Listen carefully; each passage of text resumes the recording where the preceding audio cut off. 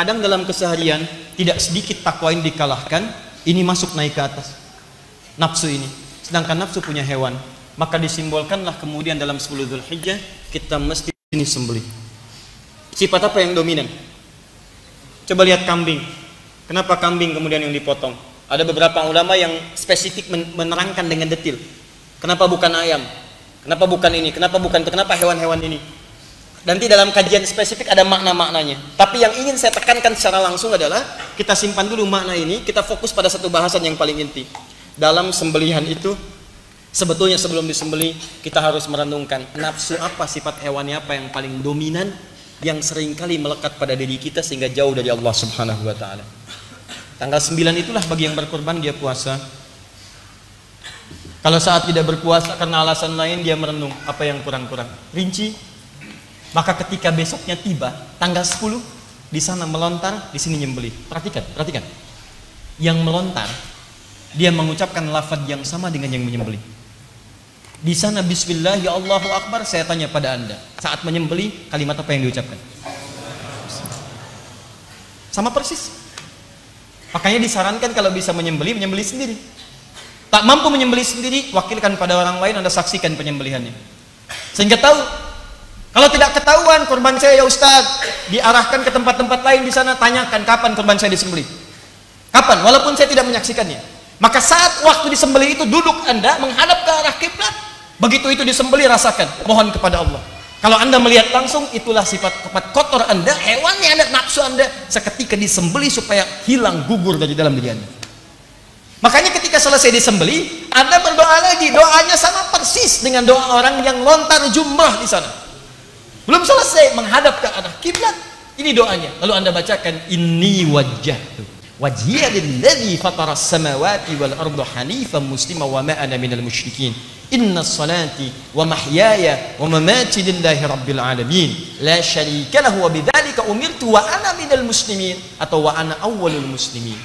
Di begitu selesai menyembelih, Anda menghadap kiblat. Ini doa jarang dibaca nih.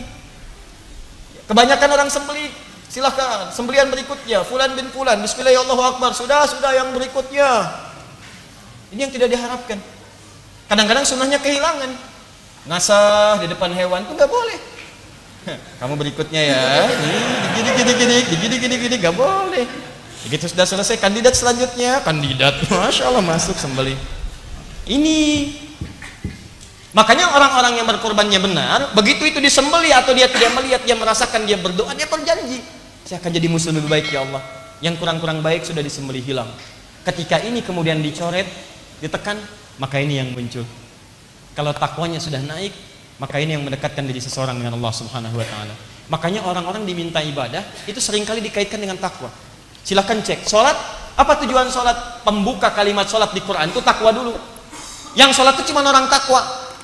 Quran surah kedua ayat 2 dan 3. Dzalikal kitabu la raiba fihi hudal lil.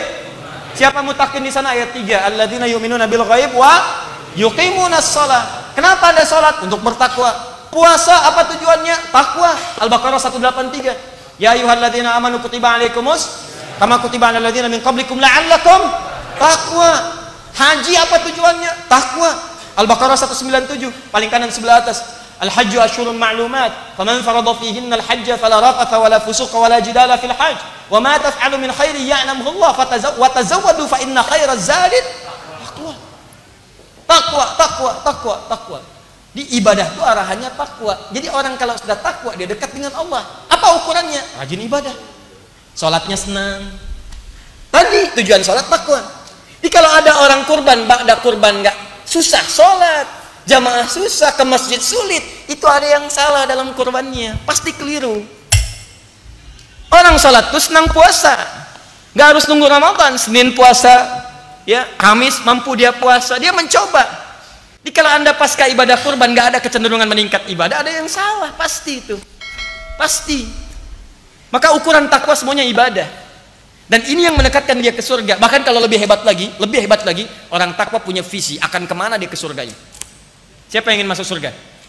Boleh angkat tangan. Baik, alhamdulillah. Tapi tidak semua orang yang pengen ke surga memiliki visi di surga mana dia akan masuk. Antum mau ke surga apa? Tidak setiap orang yang mengatakan ingin masuk surga Firdaus mengeluarkan karakteristik penghuni surga Firdaus. Saya tanya pada antum deh malam ini, yang menginginkan surga Firdaus, pernah nggak mengeluarkan dalam Quran keterangan amalan orang-orang penghuni surga Firdaus? Katanya pengen ke sana, tapi Anda tidak mengerjakan amalannya, bagaimana bisa masuk ke sana? Assalamualaikum, Firdaus bukan? Bukan. Ini bukan. Tuh, keluarkan Quran surah 23 ayat 1 sampai dengan ayat ke-9 itu. Qad aflahal mu'minun alladzina hum fi salatihim khashi'un, ya, dan seterusnya sampai ulaika humul warithun alladzina yarithuna al-firdaus wa hum fiha khalidun. Siapa pewaris surga Firdaus? Orang yang salatnya khusyuk. Maka saat di dunia keluarkan pelajaran salat yang khusyuk. Liz zakati fa'ilun, dia mengerjakan zakat, maka Anda berusaha supaya bisa zakat. Anil lagwi mu'ridun, tinggalkan yang tidak bermanfaat, maka setiap yang tidak bermanfaat hilangkan. Acara TV nggak bermanfaat, jauhkan. Radio nggak manfaat, jauhkan. Media sosial nggak bermanfaat, yang nggak bermanfaat tinggalkan. Yang bermanfaat itu yang diambil. Itu penghuni Firdaus. Jangan cuma dituliskan di rumah, baiti jannati Firdaus. Rumahnya masuk surga, Anda yang enggak. Keluarin. Nah, yahmukillah. Siapa yang masuk sana? Penghuni surga itu melekat kalimat takwa. Silahkan cek. Ali Imran ayat 133, paling kanan sebelah atas. Wasari'u ila maghfiratin min rabbikum wa jannatin arduha as-samawati wal ardu u'iddat lil muttaqin. Ayo bergegas introspeksi diri, evaluasi. Harus punya cita-cita masuk surga. Ya, kami siapkan seluas langit dan bumi. Bagi siapa? Orang takwa. Quran surah ke-51 ayat 15 sampai dengan 23-nya. Paling kanan pertengahan, ya, sedikit ke atas sampai dengan ke bawah. Innal muttaqina fi jannatin wa uyun. Sungguh orang takwa akan tinggal di taman surga. Akhidina ma atahum rabbuhum innahum kanu qabla dzalika muhsinin. Mereka mendapatkan kenikmatan langsung dari Rabbnya. Saat di dunia mereka orang-orang baik. Apa amalannya? Kanu qalila minal laili ma yahja'un. Malamnya sedikit tidurnya, banyak tahajudnya, mendekat sujud kepada Allah. Wabil ashari hum yastaghfirun. Menjelang subuh banyak istighfar, astagfirullah, astagfirullah, astagfirullah, dan seterusnya. Anda mesti punya visi. Makanya disebutkan di Quran surah ke-59 itu, ya. Dan turunan-turunan dari ayat 18 ya disebutkan jelas. Ya ayyuhalladzina amanu taqullaha wal tanzur nafsum ma qaddamat lighad. Hei orang-orang beriman, tingkatkan takwa kepada Allah. Siapa ciri orang meningkatkan takwa itu? Adalah orang-orang yang punya visi sampai ghad, sampai ke surganya. Cara berpikirnya begini, kalau cuma urusan dunia, aduh, kecil. Jangan bersaing dengan orang-orang belum beriman. Cuman dunia. Antum tuh makhluk surga. Bapak kita tuh di surga. Dan kita akan kembali ke surga.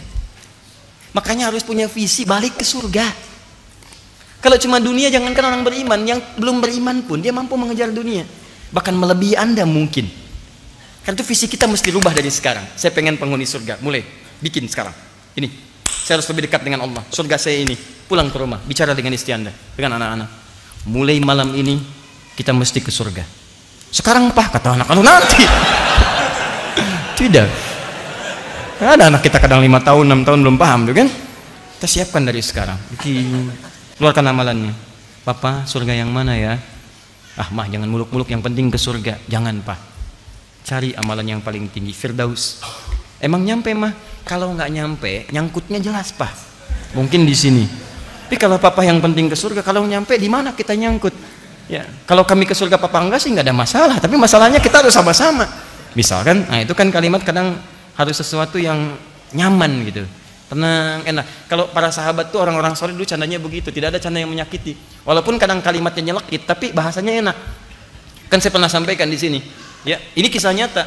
Ada seorang laki-laki, wajahnya biasa-biasa saja. Ya, dengan saya juga lebih tampan dude gitu kan. Baik, tapi istrinya itu cantik luar biasa.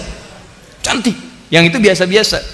Satu kali istrinya dandan indah, elok, nggak dandannya udah cantik. Dandan cantik luar biasa, suaminya melihat, masya Allah, itu mata tak berkedip, wajah tak berpaling, begini aja. Masya Allah, maaf yang belum menikah ya. Kata istrinya, Zauji, Mabik, sayang kamu kenapa? Kata suaminya, aku bersyukur pada Allah dianugerahi istri secantik dirimu. Masya Allah. Kata istrinya, nahnu fil jannah, sayang kita akan berada di surga. Lihat jawabannya Bu. Kalau jawaban istri seperti ini, indah kehidupan rumah tangga. Kita berdua di surga. Suaminya penasaran, kok bisa? Kata istrinya, kamu bersyukur mendapati aku sebagai pasanganmu, dan aku bersabar mendapati engkau sebagai suami. Bukankah orang yang syukur dan sabar di surga? Memang kalimatnya nyelekit tapi enak kedengarannya gitu. Mau marah susah, emang kelihatannya begitu. Tapi amalannya juga malam masuk gitu kan. Daripada canda tapi nggak ada isinya. Sayang mau kemana? Mau ke hatimu. Tapi nggak ada amalannya, susah. Susah. Jangan itu yang dicatat, kita bahas yang lain aja ya. Sudah.